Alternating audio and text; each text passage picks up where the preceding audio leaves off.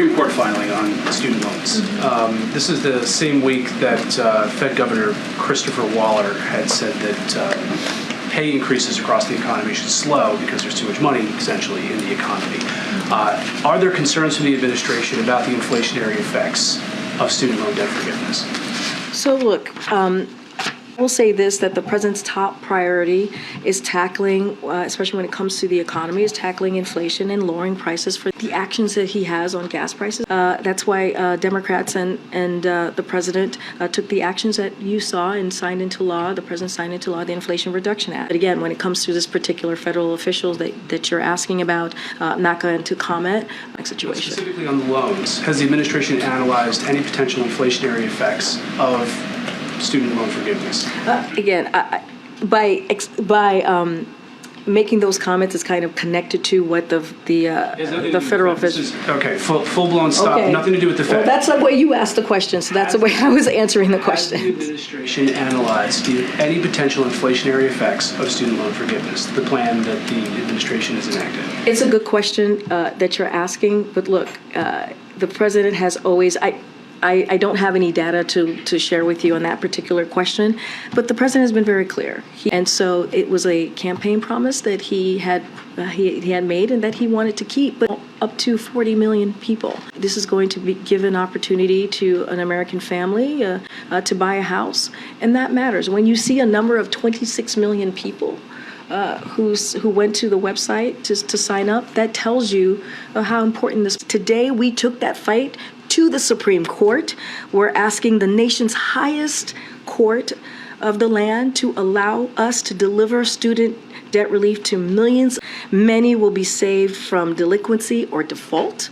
Others will be able to buy a home, a car, and it's outrageous, just outrageous that Republican officials and special interest groups are trying to block that, are trying to make it harder. We are confident in our legal authority to carry out this program, and we won't let these baseless lawsuits stop us either. Loans.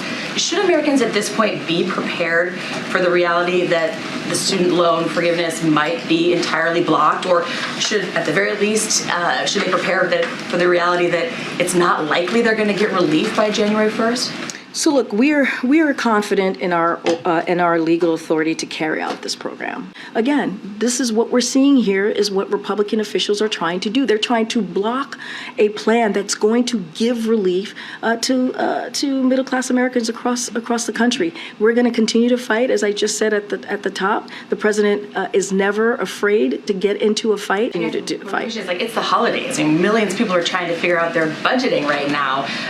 Should there be an extension of the moratorium? Has there been a decision on that? Or what would your advice be to a borrower that's not sure what's going to happen? And that's why we're calling out Republican officials. You're exactly right. Millions of Americans are trying to figure out their budget. Millions of Americans are sitting around the kitchen table trying to figure out how are they going to pay for it.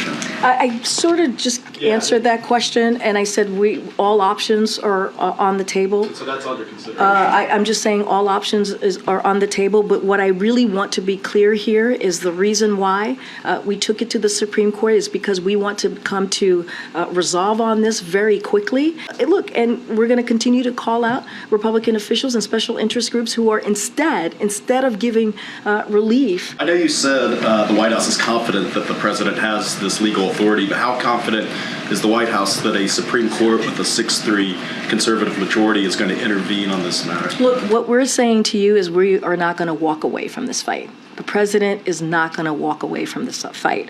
We feel pretty confident in our legal authority. Well, as you know, 26 million people, borrowers already went to the website and filled out those applications. And so that tells you that this is a popular plan that matters to American people across the country. Can I follow up on the student debt question?